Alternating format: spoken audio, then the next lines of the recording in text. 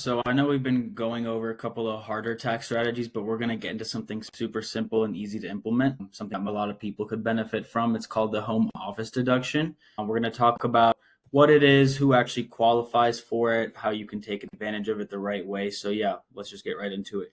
So as of 2018, it's no longer allowed for W-2 employees due to the Tax Cuts and Jobs Act. But if you are a gig worker, if you have a side hustle, if you're a freelancer, if you're self-employed, basically anyone who has a 1099 or just makes income on the side, you can claim it. So the way you qualify is you need to have a space that's used regularly and exclusively for business. It has to be your principal place of business, so somewhere where you do admin work, somewhere where you meet clients, and you have two methods of actually doing it. So there's the simplified method versus the actual method. With the actual method, you can actually deduct a percentage of your actual expenses. So think mortgage, interest, rent, utilities, insurance, and you can calculate what percentage of your home is used for business and apply that to your eligible expenses. So if your home office is 10% of your home, you can deduct 10% of your rent, electricity, Wi-Fi, things of that nature. That's a little bit harder and it requires more documentation. So I always recommend to my clients to go with the simplified method, which is you just take the actual square footage of your home office and multiply it by $5. And that is what your home office deduction is going to be.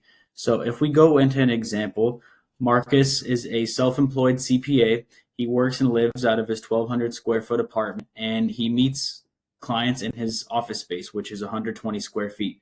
With the simplified method, we just multiply $5 by 120 square feet, and his home office deduction is going to be $600. Some considerations: the actual expense method could be more lucrative, but it requires more effort. You have to start bookkeeping, and you have to keep proper documentation.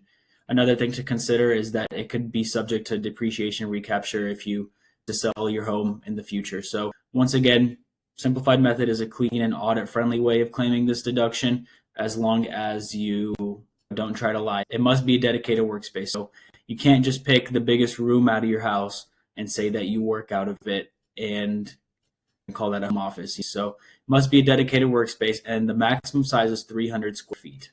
So if you're not following along, that means the maximum deduction is going to be $1,500. So 300 times 5. So in conclusion, this is going to be a legit way to lower your tax bill. Once again, follow the rules. Don't try to be cute. Don't try to be smarter than the IRS. Keep your documentation. And as always, consult with the tax pro about your specific situation. So with that, thank you, and I hope this helps you out. As always, please contact me with any questions about your specific situation. Thank you.